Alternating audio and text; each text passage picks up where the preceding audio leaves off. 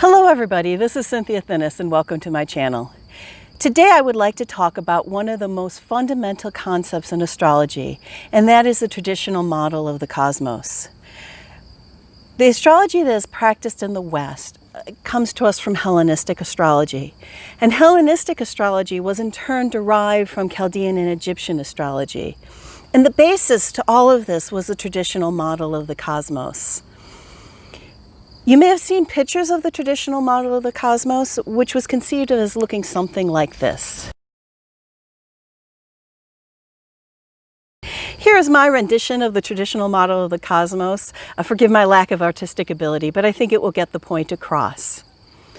At the very top level of the cosmos is the highest heavens, and that is where the supreme deity lives. That's also the place of perfection. It's unmoving, it's unchanging. Everything below that sphere does move, and each successive level moves at a faster pace. Below the highest heavens is the fixed stars, and that's a world of wonder and magic.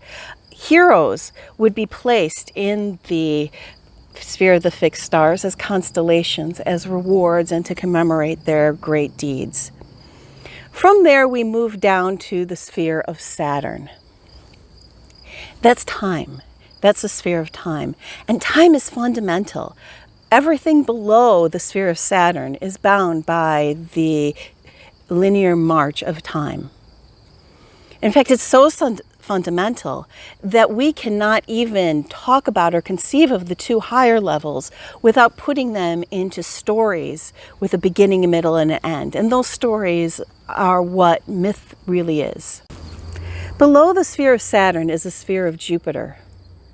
And this is the sphere of the harmony of the cosmos and of the music of the spheres.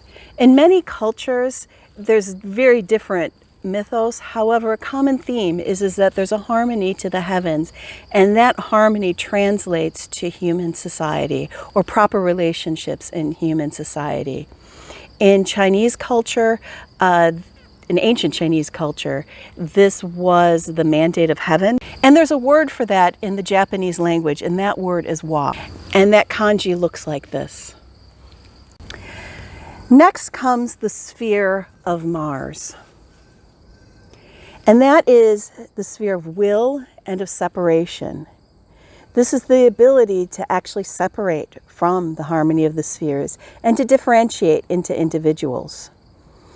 In Japanese, Mars is called Kase, and that means fire star. The kanji for fire is this.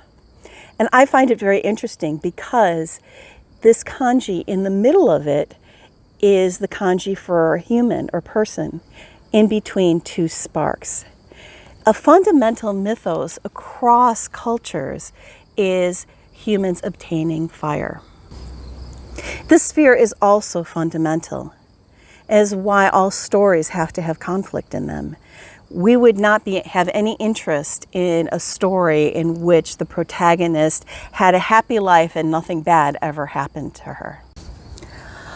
All of the spheres we've talked about are above the sphere of the sun, which is the sphere of creation. In the Abrahamic traditions, the creator God is also the supreme deity, but this is far from universal across cultures. In most cultures, the supreme deity is much higher than the creator. Below the sphere of the sun is the sphere of Venus, and this is the sphere of love. And this is where beauty and creativity come from. Below that is the sphere of Mercury, which is the sphere of thought and ideas. And below that is the sphere of the moon, the Lunary Sphere. And this is a sphere in which human consciousness resides. This is also the sphere of dreams, the sphere of our reason. All of the higher spheres are mediated to us through the Lunary Sphere. And finally, we reach the sublunary sphere, which is the Earth. And this is where we reside in our bodies. This is what the cosmos was believed to be in the ancient world and throughout the Middle Ages.